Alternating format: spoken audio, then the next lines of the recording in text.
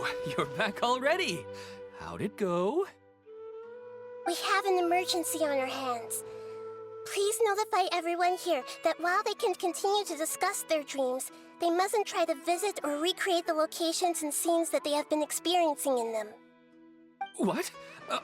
All right, if that's the wish of the great Dendro Archon. But could you at least tell me what happened? You all look so serious.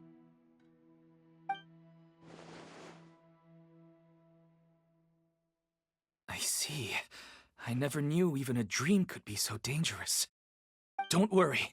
I'll be sure to notify all the event participants and inform the other staff members about what has happened. Using the event registration list, I should be able to contact more people that were interested in dreams and warn them about the situation. Thank you. That would be very helpful. Let me confirm if all of today's participants are still here. Atta has already left. It seemed that he was on his way to make a hammer, so that shouldn't be a problem. Oh, wait a second. Where's Katya? Has anyone seen Katya? Has she already left? Oh, I think she already left. She said there was somewhere she wanted to go. Oh no. Did she want to look for the place from her dreams too? Can you tell us where she went? Yes, she did briefly mention it. Somewhere near Chatrakam Cave. Alright, thank you. We'll go look for her. Please help us tell the others not to do anything reckless. Sure thing. Who would have known things would have turned out like this?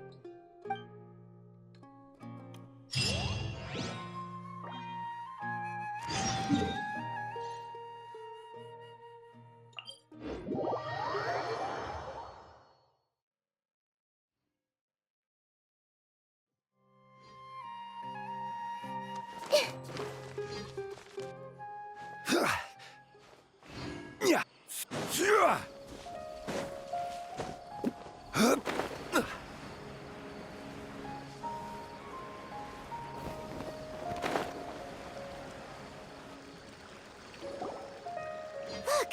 She's sitting over there! And surrounded by monsters! Come on, let's rescue her!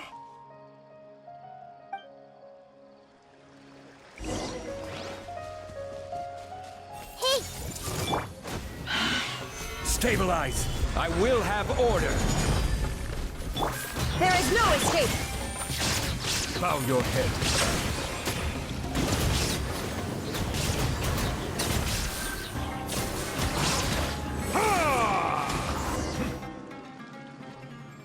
She seems to be in the same condition as Ilman earlier. Yes, but luckily she hasn't been injured or jolted awake yet. Let's carefully move her somewhere safer. See you tomorrow, Professor Aisha. Huh? Why am I back here again?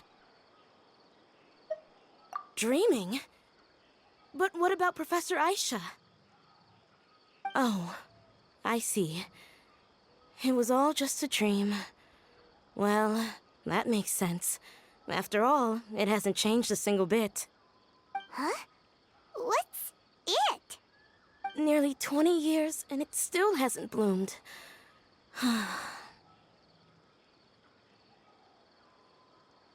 Does it have something to do with your dream? Please, tell us what you mean. Sorry. I'm still feeling a little groggy.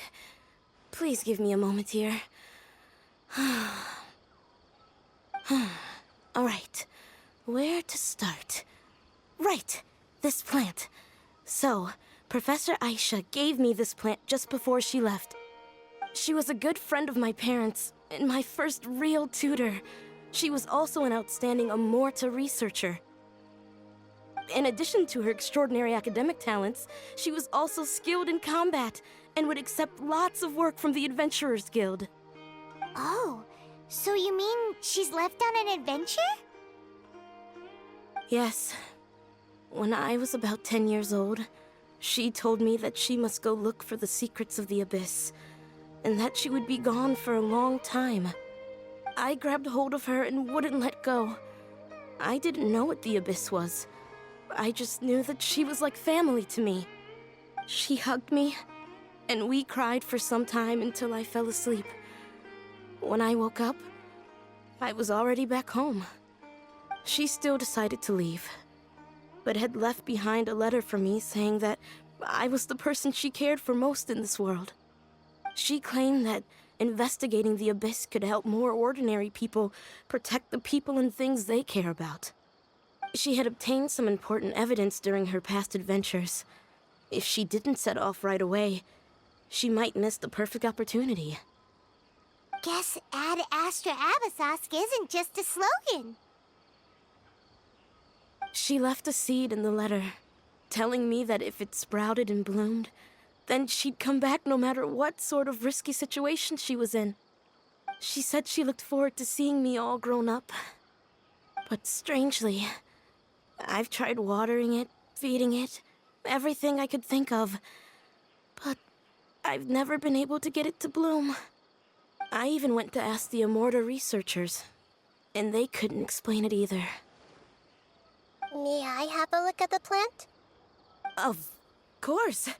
I was hoping the great Dendro Archon could help me solve this problem. Let me see.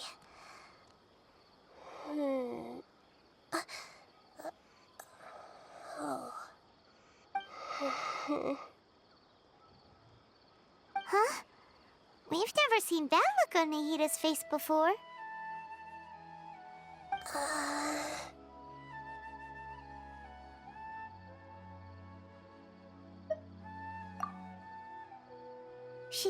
She looks a little unwell. Hold on, we'll be right back.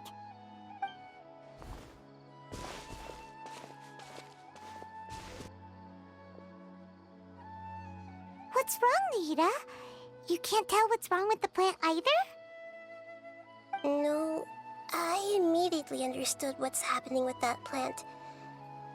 I'm just not sure if I should say it. This plant is not known to the academic world. It's a new species that our teacher managed to cultivate by some special means. Judging by its features, I can tell from the moment it sprouted it'll never be able to bloom. It can't be. It means that this Professor Aisha she keeps mentioning might have foreseen the danger and was prepared to never return. From my experience observing people, she would undoubtedly regard this as a brutal revelation. When forced to confront such brutal truths, people may break down into tears, talk nonsense, or lose their tempers. I know she has to face the truth, but at the same time, I don't want to hurt her. Tell me, what should I do? Yeah, that's a tricky one. Seems like you've already got a good idea of the feelings she might experience. But wouldn't that mean I'm just pushing it all on you? What if she just gets angry at you instead? It's all right. There are all kinds of people, and the examples you observed are just the most extreme cases. Okay. Thank you. Let's go back and tell her.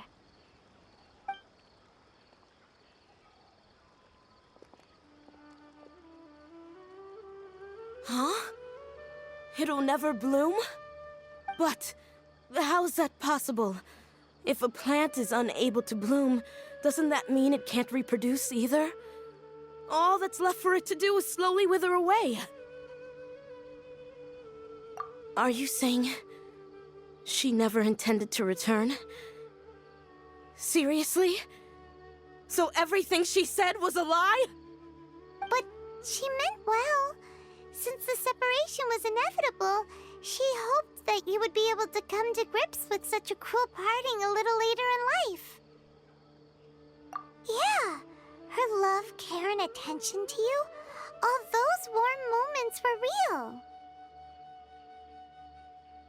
I guess she had hoped that you could understand and respect her choice after learning the truth. I see. Sorry, I don't want to sound ungrateful, but it's just so much to take in. The dreams are so beautiful, yet reality is heartlessly cold. I really thought she had come back. I had so much to tell her.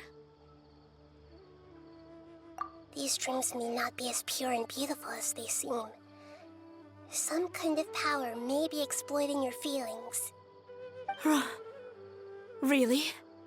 Yes. So with that in mind, until our investigation is completed, please return to the event and ignore any further temptations from your dreams. I see. Thank you for rescuing me, and sorry for the trouble. Luckily, the plant didn't get hurt either. Otherwise, I wouldn't have anything left to remember her by. Thanks, Traveler and Paimon. She seems to have finally accepted the truth, but I think she'll still need a long time to come to terms with her feelings. I saw her waver the moment you mentioned love. It was almost like a gentle rain, arriving just in time to put out a fire that was about to spread. It's because people have something called empathy. Empathy? I see. This is valuable knowledge indeed. By the way, you said there may be something that's trying to exploit their feelings. Any idea what that might be? Yes. What's common between Ilmon and Katya's cases is that they've both lost someone dear to them. And now, they get to meet the people they cherish in their dreams again, and the people feel more real than anything a regular dream could hope to create. Instead of interpreting it as a result of their longing, I have to consider a more antagonistic explanation. Someone is taking advantage of their longing. Yeah, they're just causing these people to dream. What are they after? This is exactly what we need to investigate. Anyway, let's pay another visit to a moment of dreams. I have a bad feeling about all this. I hope things haven't gotten any worse.